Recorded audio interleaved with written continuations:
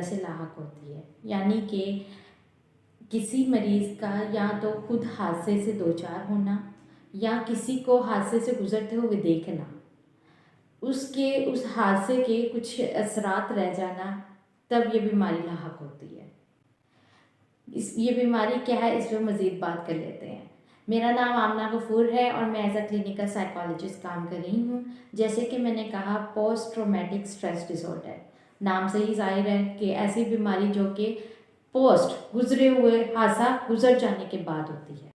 ऐसा ट्रॉमा या हादसा जो कि बहुत शिद्दत वाला हो, यानी कि पोस्ट है तो गुजरा हुआ हादसा जिसके असरात उस बंदे के जहन पर रह गए हों।